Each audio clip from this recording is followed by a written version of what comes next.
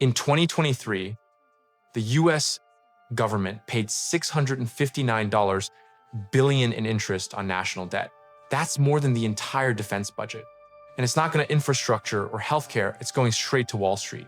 This is mathematical extraction, not fiscal policy. What you're about to learn will fundamentally change how you view taxation and government spending. You'll discover the exact mechanism by which tax revenue is redirected before it ever reaches public services. You'll see the mathematical formula that determines how much of your income transfers to bondholders annually. You'll understand why national debt isn't a crisis to be solved, it's a feature designed to guarantee permanent revenue streams to financial institutions. And you'll trace the historical moment when this system was engineered into existence. This isn't conspiracy, this is mechanism.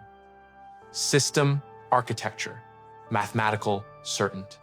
Welcome to Nexu, where we don't predict the future, we reveal the pattern.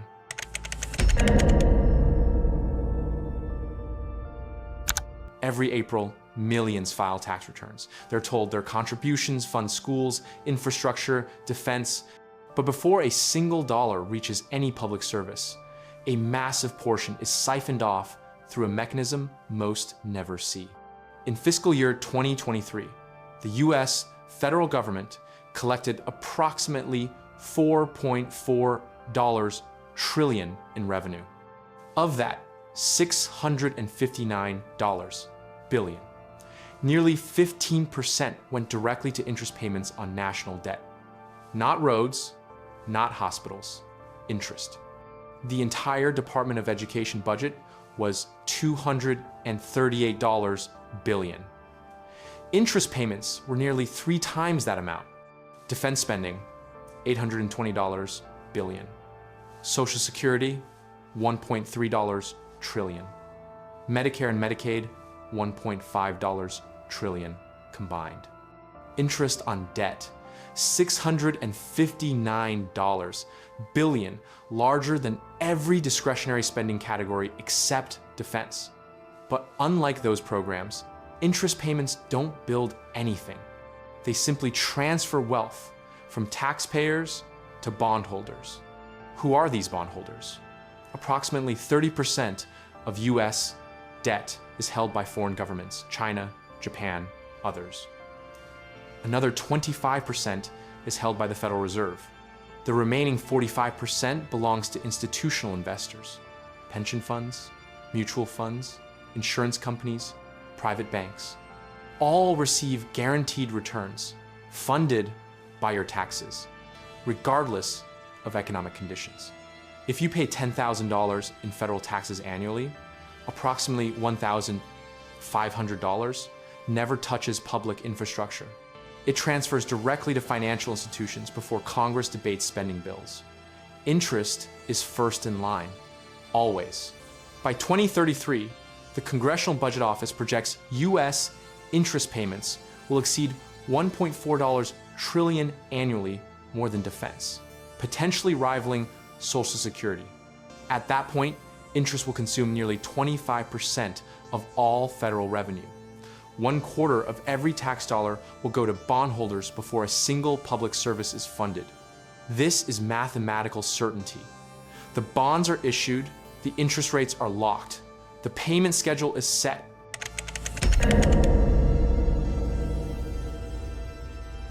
To understand how this became normal, go back to November 1910, Jekyll Island, Georgia.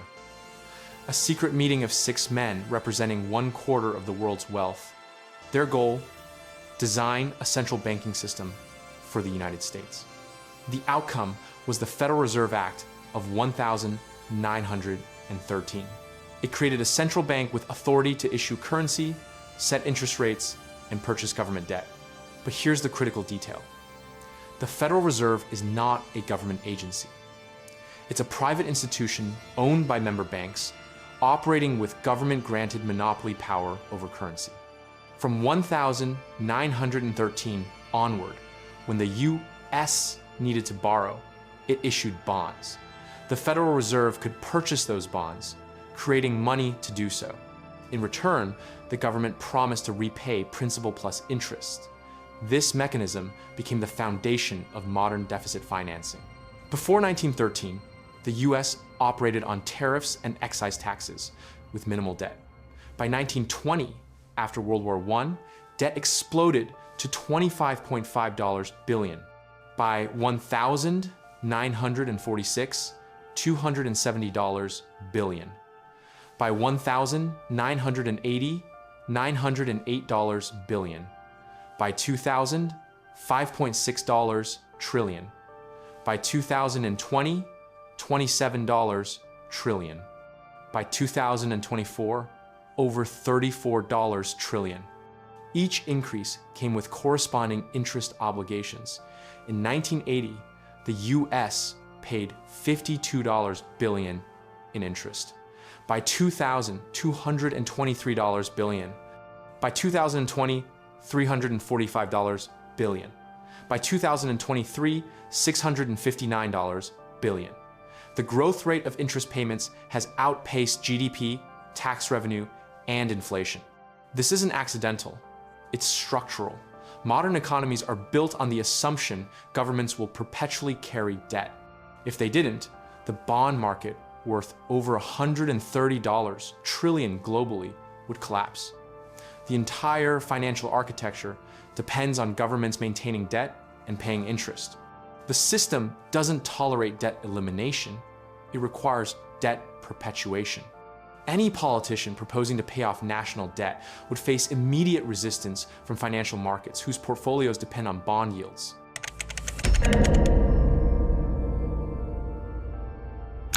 In 2000, US debt was $5.6 trillion.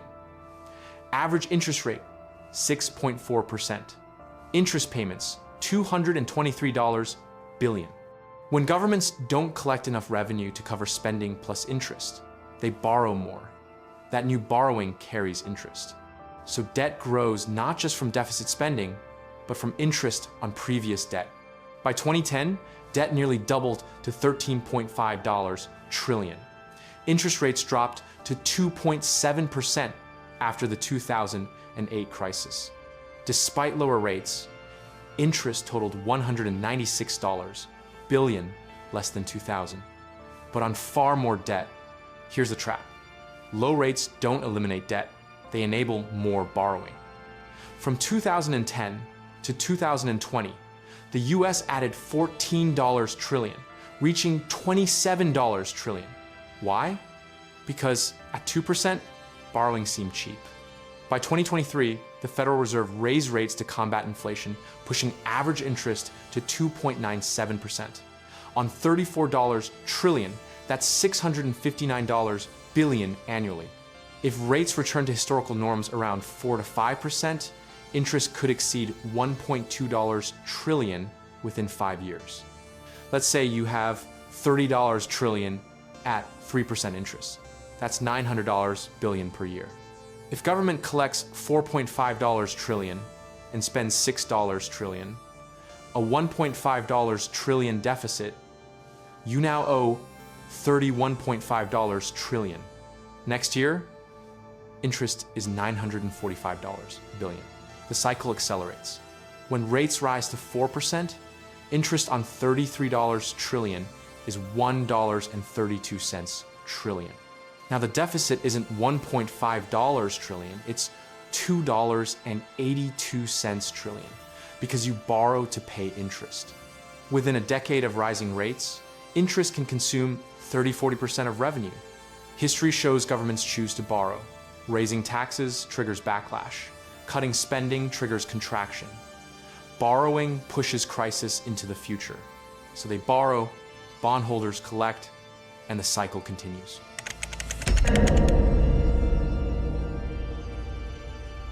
The largest holder of US debt is the Federal Reserve, $5 trillion in Treasury securities.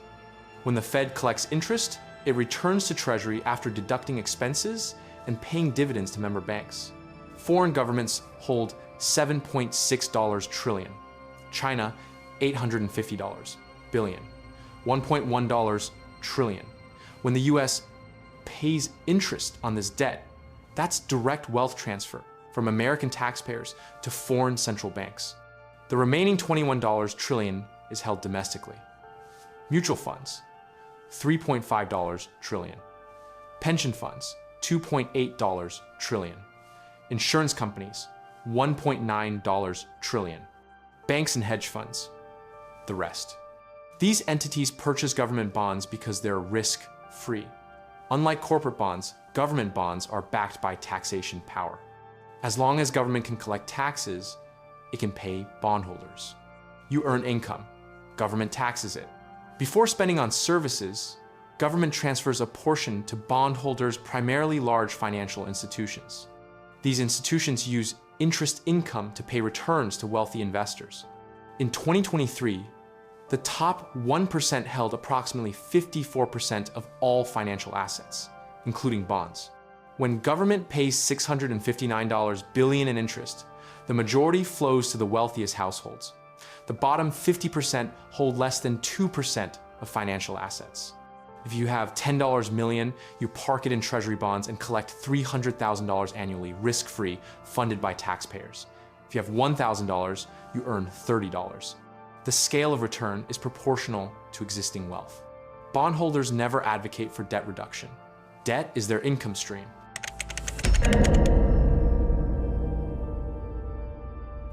Why don't governments just stop borrowing? Balance budgets, eliminate deficits, pay down debt? The modern economy is structured to collapse without government deficit spending. Since the 1980 seconds, growth is driven by credit expansion. Households borrowing for homes, businesses for investment, governments for services. Without constant credit growth, demand collapses. Government deficit spending is the stabilizer. When private credit contracts during recessions, governments borrow and spend to maintain demand. This prevents depressions. But it means governments must perpetually run deficits.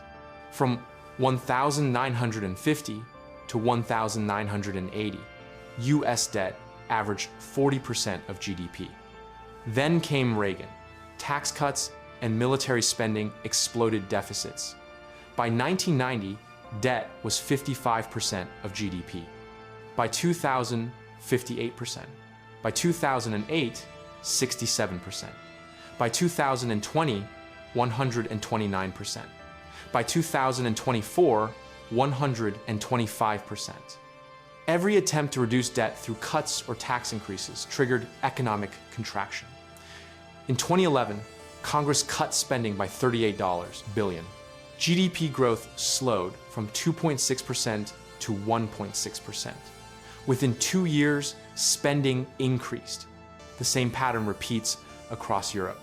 After 2010, Eurozone countries implemented austerity. Greece cut spending 20%, Spain 15%, Portugal 12%. Result? GDP contraction, unemployment exceeding 20%, youth unemployment exceeding 50%. Cutting spending contracts the economy, reducing revenue, making debt worse. Raising taxes reduces consumption. Same result. The only option maintaining stability is continued borrowing, which increases debt and locks in higher interest.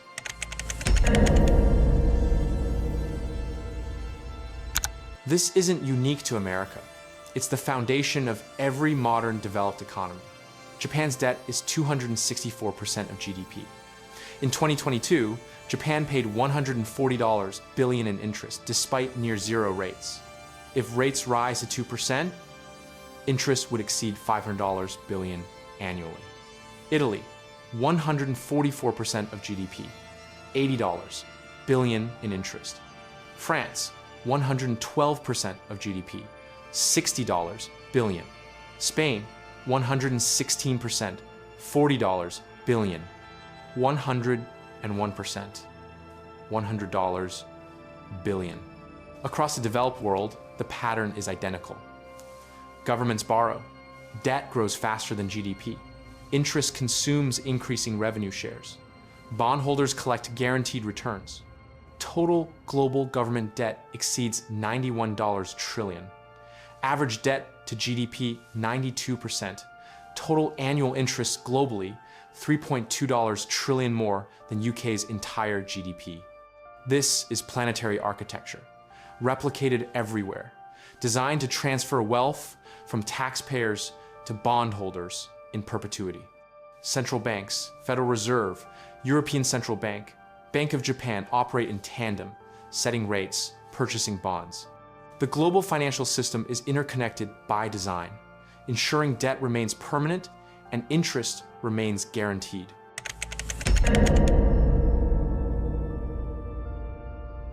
The Congressional Budget Office projects U.S. debt will reach $50 trillion by 2033. At 4% interest, that's $2 trillion annually. Interest will be the single largest budget item, exceeding Social Security, Medicare, defense. By 2040, interest could consume 35–40% of federal revenue. The government faces an impossible choice: default, which collapses the financial system, or cut essential services so dramatically, social cohesion breaks down. Demographics accelerate this. Baby boomers are retiring. Social Security and Medicare costs are exploding, projected to increase $1.5 trillion annually over the next decade. Fewer workers pay into the system. Result: larger deficits, more borrowing, higher debt, higher interest. Climate change adds trillions in infrastructure damage and adaptation costs. Military spending is rising globally. US defense will exceed $1 trillion annually within 5 years. Combine aging populations, climate costs, military expansion, and slowing growth. Debt will grow faster than the economy's ability to service it. At some point, bond markets lose confidence. Interest rates spike. Governments face monetization triggering inflation or default triggering collapse. Neither is viable. This is why central banks kept rates artificially low for 15 years. Not to stimulate growth to prevent the interest trap from triggering prematurely, but suppressing rates forever isn't possible.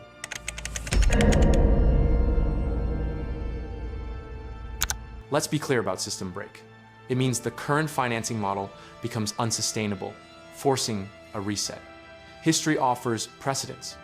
Weimar, Germany, 1923. Hyperinflation destroyed currency, wiping out debt, but also savings. Argentina, 2001. Default on $132 billion. Economic contraction of 28%. Unemployment, 25%. Greece, 2015. Debt restructuring, austerity, loss of economic sovereignty. The difference today is scale. In 2001, Argentina defaulted on $132 billion. In 2024, US debt alone is $34 trillion. A default of that magnitude would collapse the global financial system. When the system breaks, and it will, the reset takes one of three forms. Option 1, debt jubilee. Governments declare debt void. Bondholders lose investments. Wealth destroyed. Debt eliminated. The cycle restarts. Option 2, hyperinflation. Governments print money to pay debt in devalued currency. Bondholders paid, but money is worthless. Savings wiped out. Economic chaos. Option 3, default and restructuring. Governments negotiate with creditors, paying less than owed. Economic contraction follows. All three options involve massive wealth destruction. All three destabilize societies. All three hurt ordinary citizens far more than bondholders.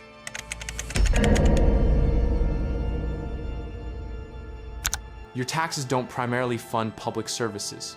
A massive portion redirects to interest before any budget is allocated. This isn't corruption, it's the system functioning as designed. In 2023, the US paid $659 billion in interest. By 2033, that exceeds $1.4 trillion. Globally, governments pay over $3.2 trillion annually. This goes to bondholders, not citizens. The mechanism was engineered in 1913 and replicated worldwide. Governments borrow perpetually, debt compounds, interest grows exponentially, Taxpayers fund the entire system without realizing it. You've seen the mathematics, the historical pattern, the global replication, the trajectory debt accelerating, interest consuming larger revenue shares, the system approaching breaking point. This isn't opinion. It's structural analysis. The numbers don't lie. The mechanism is transparent once you see it. The endgame is inevitable unless the architecture is fundamentally redesigned. Final question. What percentage of your annual taxes goes to interest payments? Drop your estimate in the comments. Most guess under 5%. The real number will shock you. If this clarified something you've sensed but never understood, subscribe for more deep dives into hidden economic architecture. Next, we examine exactly who benefits when currencies collapse and why central banks might be engineering the outcome. The system isn't broken. It's working exactly as intended. The question is, for whom?